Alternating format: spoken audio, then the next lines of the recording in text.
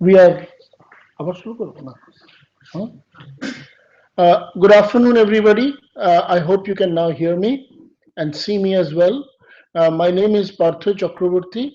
I'm a professor of computer science and engineering at IIT Kharagpur, and I'm also currently the director of IIT Kharagpur. I have been entrusted with moderating this discussion. The discussion, as you all know, is about promoting research and innovation in higher education. And this is part of the setting the stage for the discussion on developing a new education policy. So, so the government of India is now developing the framework for the new education policy, and it has set up several thematic areas, of which this is a key thematic area. And I've been entrusted to moderate this session. Over a period of time, several suggestions and comments have been received on the MyGov site, and I found some of them very interesting. But before we proceed, I would like to just share with you some initial remarks. I've made a small presentation for the same. Uh, and This presentation is a self reflection. A self reflection in the sense that whenever we are trying to do something to improve ourselves, it is important to be critical about our own selves. So, we who are teachers, academicians, who have worked towards flowering this framework of research and innovation and have worked and built up this system, have lived in this system, it would be good for us to look back a little, not only at our own education system, but overall at the education system of the world, and then quickly try and find out what are the salient features that we need to address. And when we go about doing this, it is also important for us not to be restricted in any form, because when we as a nation, as people of the one of the largest populous countries in the world, try to develop something, I think we should think overall in the spirit of what is India and in the spirit of what we stand not only in the world, but also have a very realistic estimate of what we need to do. So going back to the lecture, the first thing, it is good to give our reverences to somebody. So I would like to start with the researcher's idol, and all of us know that Dr. Sri Srinivas Ramanujam is often considered the idol of researchers in India, and it is to him that we start with our homage to this discussion. If we go back to what the situation that we are now, we will notice that knowledge, in the way we understand knowledge, has dramatically grown through the ages. And in recent times, the growth of knowledge has been explosive, if we are even to speak about it softly. If you see the small chart, you will see for the first 1700 years or so, knowledge doubled, and then it doubled again in another 150 years, then it doubled in 50 years, and now from 1950 onwards, it's almost doubling every 3 years. And more information has been generated in the last 30 years than in 5,000 years. So there is this huge growth of knowledge. And because of this huge growth of knowledge, education has transformed itself dramatically in the last 20, 30 years. Earlier, even in the beginning of the last century, education was basically a holistic integrated education. People would learn sciences, arts, or commerce, but they would still be overlapping on them. But today, we have a very, very large set of highly compartmentalized technical, non technical, social, all sorts of disciplines. Each indeed with a deep content requiring its own study, which we would require for ages to study it. But that has made people very, very focused, tend to become super specialists. But as the modern age shows, that unless we are interdiscipline oriented, unless we know other disciplines well, so we have had this syndrome of becoming super specialists, whereas we have lost, the whole generation has lost track of interrelationships between disciplines. This has resulted in super specialists who have often remained ignorant of the overall system, and designers who are capable of looking only at local issues of their super specialization, and the whole of knowledge, nature, and our whole living system has been deprived to a generation. Even the whole concept of values, ethics have lost into moral science and other subjects. And 90% of the research effort have actually was actually affecting only a very, very minuscule number of people who themselves were very comfortable. But now the thoughts have stretched that this sort of education has not proved fruitful because of this, of the new age, because of the need for all of us to know interdisciplinary things, and for the need for us to be able to quickly learn new subjects and progress across disciplines, learn quickly, and be able to do research, discovery, invent, innovate across multiple barriers, and not be restricted to a specific discipline. So I will now take you through some very fun laws, as I call it, because of the way we tend to look at education, because of the way we have tried to dictate upon education, and because of the way we educationists and we have tried to look at education. It is good for us to see what are the fun side of things that have happened. So I have, from our college days onwards, we used to really have defined some fun laws, and I guess every institution, every college has some fun laws about its own education system. It is satirical, it is critical, and it is also a fun way of looking at it. So it is not meant for any individual as such, but it is meant for ourselves for self-reflection. So have fun and also be important. I consider these as self-criticisms. So, we have these 3-year degrees, 4-year degrees, 5-year degrees. So what do we do in those degrees? If you look at the course curricula, you will see that we are trying to cramp up almost everything. We look at the syllabus of MIT, Stanford, and all the top universities in the world, and then try to make a syllabus which is the sum of all of them. And that almost leads to ridiculous natures. And so the first law, as I have written down, is the course volume is often inversely proportional to the quality of the institution. Then is this whole concept of teachers and their notes. And you will see a large number of institutions. And remember, I'm not talking about only the premier institutions of the country. There are 3,300, there are 3 million such institutions all over the country. And we are talking about all of them put together. So the second part is, if you see these notes, these are all dilapidated notes where people come with those notes, the notes get torn off, and the teacher continues with those half torn off pieces of paper. And that is what has been the syndrome till the internet explosion dramatically changed the way people could gather information. Then was our laboratories which are meant to be the heart of all our experiments, all our learning, all our experience. You will see that every student tends to get perfect results. And that is almost close to impossible. So the other fun part is that if you really get a perfect result, then there is a high chance that the instrument there actually does not work. We have copied results from somewhere and put it in our lab records.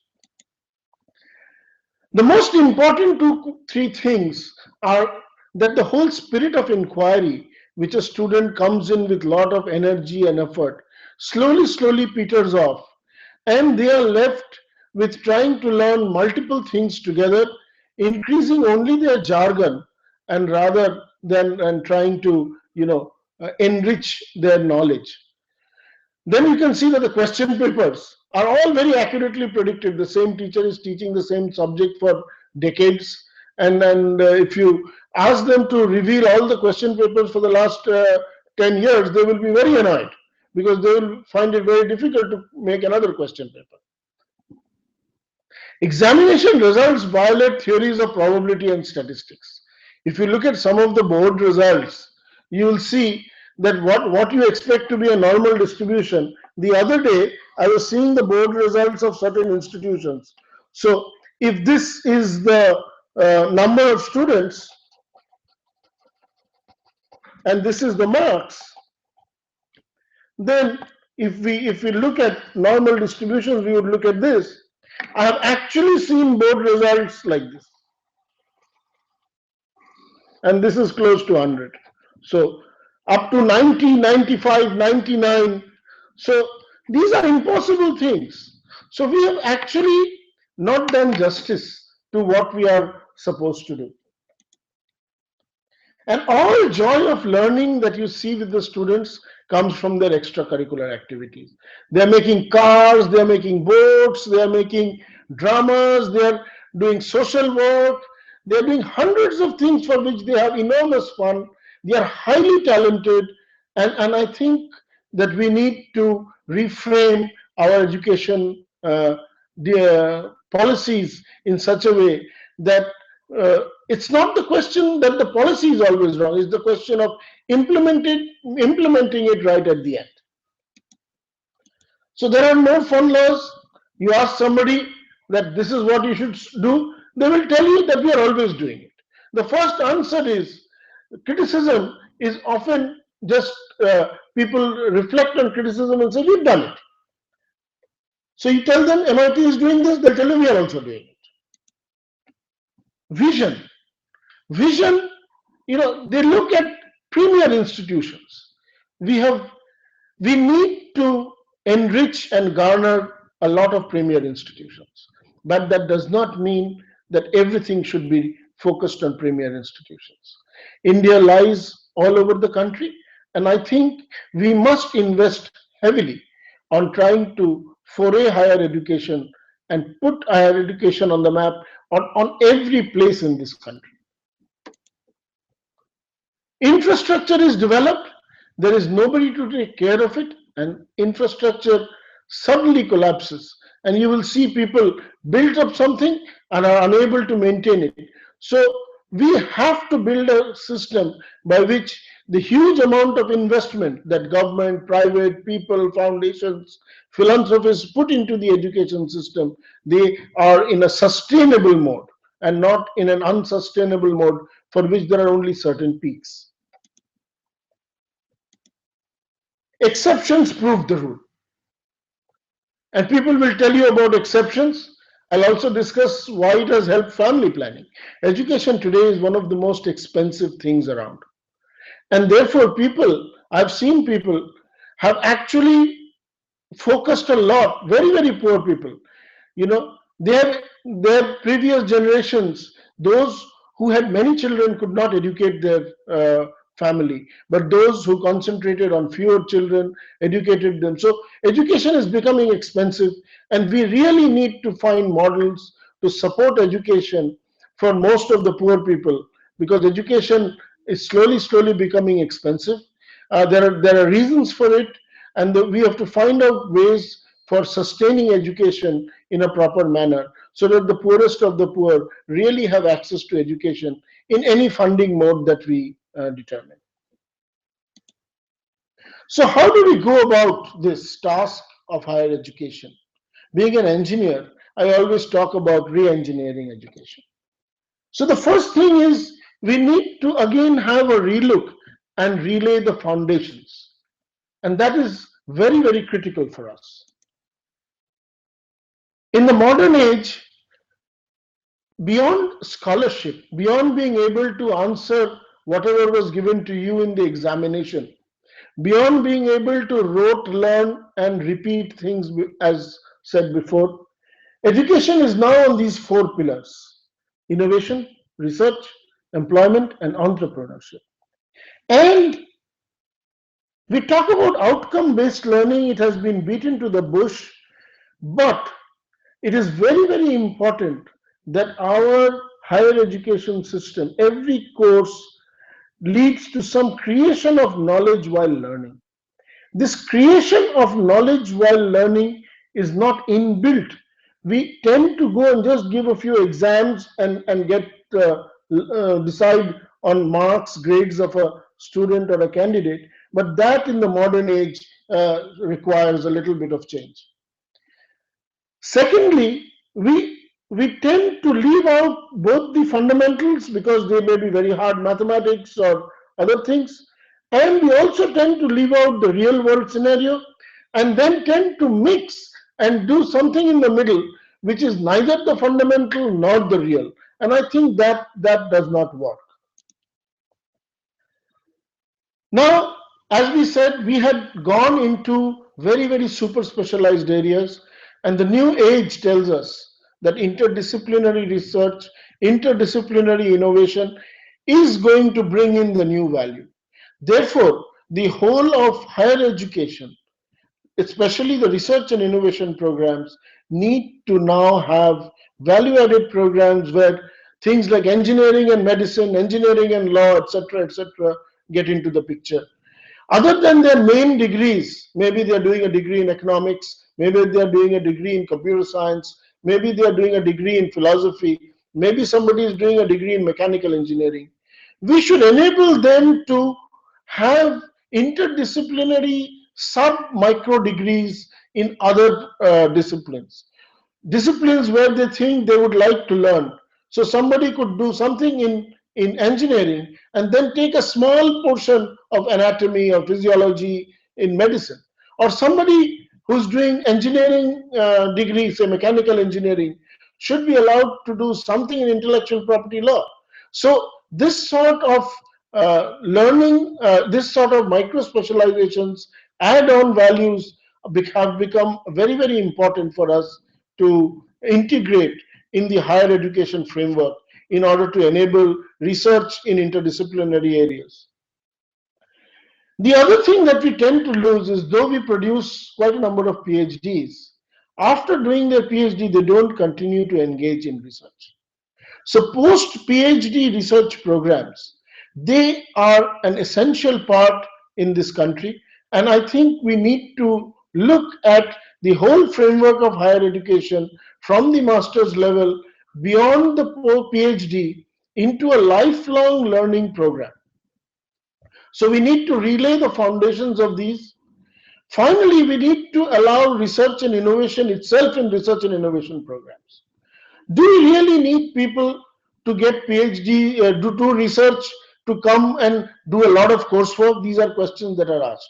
You may require them to get a PhD degree, but in order to have open research, research where you allow people who may not have formal degrees but could participate in research and innovation and get alternative types of certifications where we put in the rigor, we put in whatever we want, but that does not mean that we have to create only one stereotype.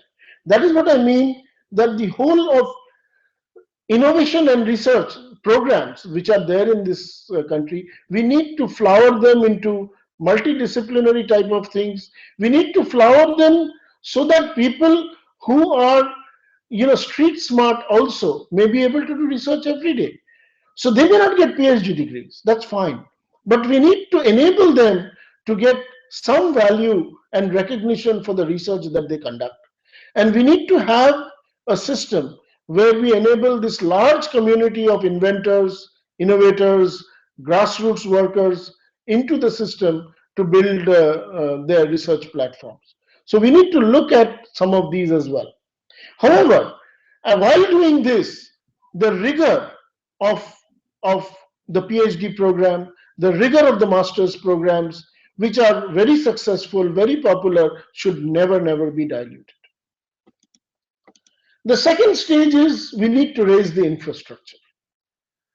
We all know that a large number, except for some premier institutes, and even today premier institutes are hard of funds. So a large number of our institutions require platforms for dry and wet innovation labs and field research. By dry labs, I mean theoretical design labs, labs which are simulation based, and wet labs are labs where you actually do the work. So we need to set up frameworks in universities, in institutions, in colleges, as well as parallel frameworks where people from anywhere else can come. So open innovation labs, open innovation frameworks, open innovation infrastructure and institutions where people can come and participate and carry out these things. We also need a very, very strong knowledge network to connect students to share, learn, and create content. The way content has elaborated, the way content has exploded, I think we should have frameworks to enable people to interact with each other, communicate, learn, and talk to each other. The scale of doing things in this way is quite difficult. We've heard of MOOCs, we've heard of various other platforms which are trying to do this, but I think that we need to not only help develop some software platforms, we need to encourage and rebuild our national knowledge network to cover this through government, private, philanthropic, and any means whatsoever. The third, obviously, we need to develop new types of research hubs, parks, where we will allow mobility and convergence. We started doing that, and I think we need to grow this up in a much bigger manner. Another important point that I would like to highlight with everybody is this affirmative action that we need to take. We should not concentrate only on peer and premier institutions. We must strengthen the premier institutions in a big manner. That is extremely important. Parallelly, we must actually try and develop smaller towns, cities, and build up a larger set of access networks. Very recently, I've undergone a program where we interacted with 7,500 teachers over 230 institutions. And it was very heartening to know that because we did it across 230 institutions, women who typically could not come to a faraway institution because they have to manage their families, children, and other things for a long time, they were able to attend to these courses and interactions in institutions which are nearby, which they could do by coming in the morning and going back in the evening. So I think we need to scale this up rapidly. We need to find multimodal funding models. And these multimodal funding models are essential to build the network that we are talking about. The third aspect is that this regenerative cycle needs to be retrofitted. The cycle where people, the faculty, the students, the infrastructure, and how people grow from the lowest strata to the highest strata and then contribute back. So, developing teachers and innovation oriented teachers through faculty development come research programs. That is absolutely essential. We have tended to convert that to some very straitjacketed programs in very limited number of institutions. I think we need to open that up. Another very important thing that we need to do is mobility. Mobility of students and faculty across institutions. This must be credit transfer and mobility of faculty and students across institutions must be made very flexible so that the people can get the benefit from all the places. There is infrastructure, but people are not able to access it. Another important thing is we must have a feedback system for continuous and overall program evaluation. We understand that many institutions have no feedback system at all.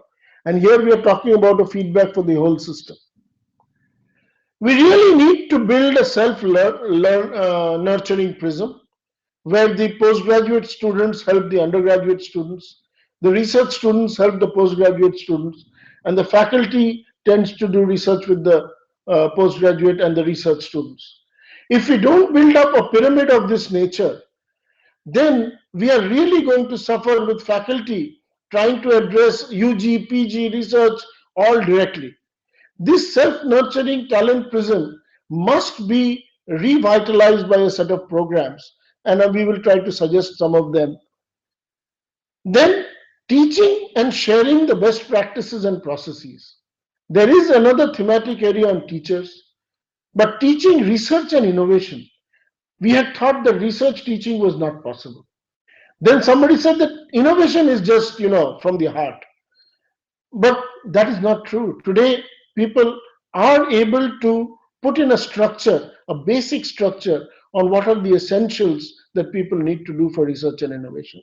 So I think we need to put up platforms, nationwide platforms to do this, programs which are ingrained within institutions as well as programs which run horizontally across institutions. Finally, in order to achieve this, while we have to build our premier institutions and take them to the highest level, we have to nurture our university system and rebuild the university system. We have to strengthen the college system and we have to link them all up. And while doing that, we really need some vehicles and some vehicles for transformation. So I call that democratization of higher education. We need to have, and we have started work on a national digital library. We have an Avishkar Yojana at school level, but I think we need to have a national level discovery innovation program. We do have the CSIR Nimitli program, we have some of them. We do have some programs of the DST, but still I think we need to have a wider program. We need to have a national open research program which goes beyond the framework of PhDs, which enables research, which enables rigorous outcome, but which is very strong, but still enables that large set of people who are unable to go through the structured education system that we talk about and put them from the out of the stream into the mainstream. We also need to, as we mentioned before, so here are a few proposals about the national group mentoring framework, where each one will teach a few, we can learn while we earn, and we can build up a self-financing system where the UG, PG, research, and the faculty will self-nurture each other. We need to interact with the world. We cannot leave India from the world, and therefore we need to develop a global learning network. Gyan and some other initiatives of the ministry, I think, are good initiatives to try and bring international level people from all over the world into this country. And I think we need to strengthen and nurture that. Finally, as the world is moving towards new areas, we need to identify some nationwide action-oriented mission programs, institute-wide or group-wide. Here are a few programs which we have identified, which we have been taking over in the IIT system, where across disciplines, across departments, across institutions, we are trying to work together. So, vision is great, but I would let Thomas Alva Edison say what he had to say about vision without execution. So it's an engineering challenge of trying to improve the education is important. The scale and nature of India is not the same of any other developed country. We are a democracy and we are a large population of wide variety. We cannot afford to say we will not do this and do only this. We'll have to do everything, yet we'll have to prioritize among what we have to do in this country. So this 2% inspiration has to be followed by 99% perspiration. And obviously this does not add up to 100, it's beyond that. My friends, this extra 1% is necessary from everyone if we have to take the country forward. And I believe that 1% is sufficient if all of us pitch in. Thank you very much. Now I would like to take up some topics which and enter into the discussion. I believe that people are already writing back to say what they are doing. Sharon Rose, she has said very interesting thing about counseling, about research and innovation. I think counseling, a lot of people who carry out research in various institutions, even in institutions like ours, do require counseling from time to time, do require an understanding of what research is all about, do require sharing of experiences. That is why I mentioned, I talked about this scheme this national open mentoring scheme, which uh, I mentioned here, this national group mentoring framework. I think this group mentoring framework is very, very important for us to get about and do something about counseling so that people can talk to each other. Good teachers should talk to each other. We must have a continuous evaluation, continuous interaction program in order to do that. And we must do it successfully. We have tried several things before. Some of them have really benefited. For example, the NPTEL program, whatever people say about it, I think with this huge amount of information and quality material that has been put up, it is probably the world's most widely visited program, which has really helped people get into technical education as the IITs have done it. And I think we need to build up more systems for research in this manner. There was a question from Vinay Mishra, who says that students working on practical problems, and practical problems is the base of research. And why do you want qualification? They may be not educated. I think this is a very, very interesting and important question that we have to answer. While on the one hand, we truly believe that talent should be nurtured at all levels. That is why I've talked about need for an open research program to be developed in this country. And on the other hand, I think that we must also take them into a structure, because if we believe that we will discover everything that we know, we'll be taking more time. We should be able to utilize the available knowledge, learn it from the best teachers, and imbibe that knowledge, but not be fully conditioned so as to forget what our own disruptive innovations could be. I think that is very important. And there are several approaches to this. I was just together today discussing with the University of Twente, which came here at IIT Kharagpur, and they were saying, they were talking about people from the industry wanting to do a doctorate program. They have a program of what they call engineering doctorate. That I saw is available in some European universities as well. So I think we could look at those features where the doctorate program need not be a structured PhD program, but could be a semi-structured or even a fully structured program which caters to different kinds of people.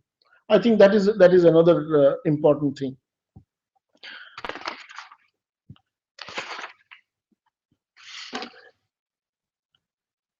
So introduce courses on research methodology in the early stages. Logesh talks about research methodology. I think some of the premier institutions already have such courses on research methodology, and this is important for us to integrate in all the university curriculum as well as in the college curriculum. But more importantly, I think some of the best teachers in this country, some of the best researchers in this country, and some of the good people who can explain these topics well should develop a lot of video courses and put it up on the open platforms. And that is why I talked about this National Open Research Program and this National Mentoring Framework, where we should develop this. And MOOC should not be limited only to programs which are related to uh, curriculum courses where you get grades, but also to research and innovation. And like, when you go to the industry where you do designs and other things, the best practices are put up with the available technology that we are putting up. And if we are going to put up this Digital India framework, which our Honorable Prime Minister's dream is, I think it is very, very important that we use this medium as our bridge to transform higher education. Uh, Somebody, Vikas Prasad ji, he talks about innovation, and he says labs are important, but they are not sufficient. We must try to teach innovation. Yes, see, innovation, as you know, is not just about finding a new discovery or doing things differently. Innovation is also about making it usable, useful, economically viable, and getting it right down to the field. So that is also a very, very important thing that we need to do. Through the discussion, Rajiv Singh has just asked, kindly implement inter-university movement of non-teaching staff which will improve research performance at any university. I think we should first concentrate on inter-university movement of students, credit transfer between students so that they are able to move around and learn. And we have to figure out what are ways of doing these things. Some part of physical contact and physical interaction is absolutely necessary. We should also figure out where we can use the digital media, but we should not rule out the physical part, because innovation is all about trying to do things with your hands and legs and minds, and trying to make things, trying to build things, trying to make them work on the field. So I think it is important for us to identify real problems and try to put them up as the grand challenges, which obviously are there. But mobility is, I think, going to be a critical thing that we really need to do.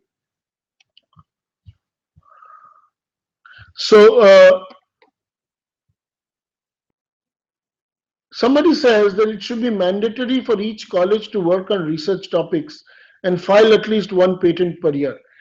I think it is good. We are trying to go through a framework by which we are presenting guidelines in which the outcome of research, instead of just saying that it has to be a peer-reviewed paper, which is an excellent thing to do, or a patent, we have to find other modes of defining outcome, and we definitely have to put outcome. And therefore we are, I think, there is a discussion going on ranking of institutions, where the outcome, the academic outcome of the institution, the academic outcome of its people, I think are going to be key features. Yes, thank you for that. Let me see if there is any other interesting question. Do you think, since Ashish Mal has asked, do you think we should focus on specific areas, fields of research, and trying to do everything in parallel? This is a very, very interesting question. See, we have two sides of the coin. We are a large country. We are such a large country that we really cannot ignore everything. On the other hand, we cannot start carrying out research in topics which are extremely expensive, extremely time consuming, and will not benefit the country in a large way. So we have to prioritize.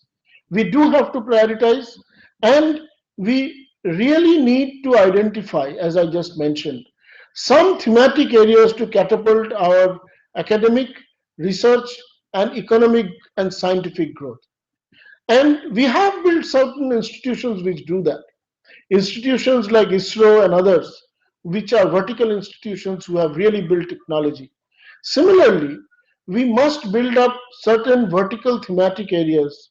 I think convergence of engineering and medical science, and I just listed out a few topics. If you look at my slides here, the topics could be of this nature, like signals and systems in life science, future of cities, science and heritage, technological interventions, and they should work on live problems. Just the other day, we were discussing on the Delhi Mumbai industrial development corridor.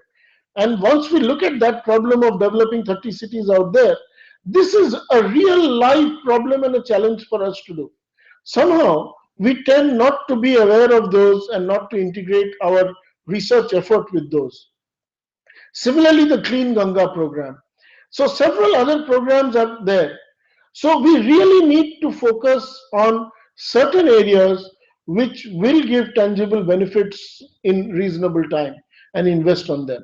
However, fundamental science should never, never be ignored in this country, because this is a large country. We cannot afford to ignore the basics and fundamental science, and we must take science, literature, language, all of these, social sciences, social studies, studies on environment, these are typical, but I think we must focus some of our research to improve the life of people in this country. Also, we must focus some of our research to enable us to use the highest known world technology and deploy it in this country. So we must build the education platforms for that. We must continue to build the most intelligent people in the world. We are 1/6 of the world population, and if we really build up capabilities of providing the best people, not only for India but for all over the world, I think we will gain supremacy in the world community, and we will be able to influence and share our thoughts and dreams with everybody in the world. So while we must focus, we must leave out some very, very esoteric topics, maybe, which cause a lot of funding. But it is not easy for us to leave out any specific topic and say India will not do this. But definitely, we must identify, thematic areas that can be done by institutions, that can be done by government, that can be done by various independent ministries, and the academic world has to stand up to the cause and jump up to try and do these things. Social interface, Shivaji Dhadwad asks, social interface of higher education institutions should be increased. When students, faculty start going out in society, they will realize real world problems and probably will help in doing breakthrough research. I could not agree less with you. I fully agree with you. And institutions like IIT Kharagpur are actually developing. We have adopted 15 villages around. We are working with society at large, and you will be very, very surprised to see. Very recently, we have these wheat pounding machines. We've taken 18 acres of land in a village which was barren for 8 years, and our students and faculty members over the last 8 months have completely transformed them into a multi-cropping greenery, which is becoming a model for in our food, nutrition, and sustainability program. And students going out into the society, trying to understand the needs of people in the society are extremely important. This has been the focus of social science research, but I think that this should also be the focus of technology research and many other kinds of research. I think that's a good question. Amit Kumar, why PhD degree from institutions like IIT takes more than 5 years? Why can we change that? Why don't we change them? See, a PhD, to get a PhD, you must produce new knowledge. To get a PhD from IIT from 5 years is not necessary. I got a PhD in 2 years. Somebody, if you go to institutions like MIT, Stanford, Berkeley, people get PhD from ranging from 3 years to 12 years. Nobody complains. PhD is when you meet certain requirements. PhD is not a time-bound degree. And we are trying our best to enable people to try and complete their work. However, if the work is delayed because of infrastructure, we should try and improve it. But if the work is delayed because of quality, I think we should not compromise on quality. So there is ability, people can get a PhD in 2 years if you're good enough. People have got it. And it goes through a still more stringent profiling. But in institutions like ours, 3.5 years, I think, is very standard for a PhD nowadays. Orientation program for the incoming students, Rudra Mohan Pradhan. I fully agree with you. It's not orientation program for the students. Orientation program for research students is very critical. And I think that is something that we should take up. We have started formulating that in our institution. It's not only students, orientation program for faculty. Every institution, university, college should have a teaching learning academy. We at IIT Kharagpur are developing that. And I agree with you that we should develop this sort of a framework.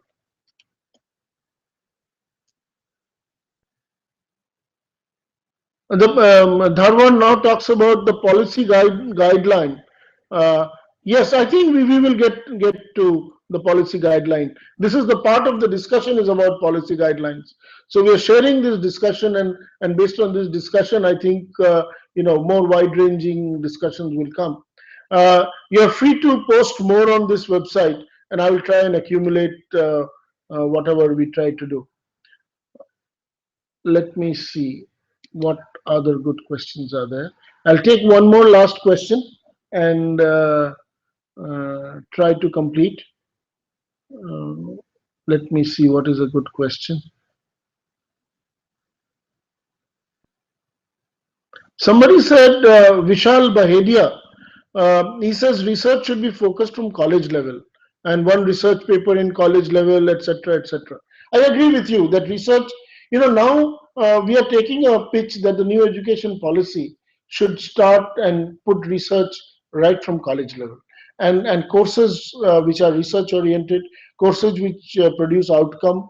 It's not just publication of a paper, it's publication or demonstration of something which is creative in nature. And we have to figure out what are the ways in which we can identify what is creative. And we need to have a peer review process around it and develop frameworks around it. There are some well known frameworks. We don't have to copy everything from the US, UK, or others, but it is very important for us to understand what are the good things they do and what we should take from them. But for a large country like ours, where we need to build across segments, we need to not only build it within institutions, we will need to build in structures across segments. We need to have uh, much more frameworks for producing knowledge. Thank you very much. I think our time is up now. I will be looking towards more comments on this. I think they'll put this up on this YouTube will be put up. If you really have any other questions, you can send me an email. My email ID, uh, you can write here, or you could send me an email at any point in time in this email ID.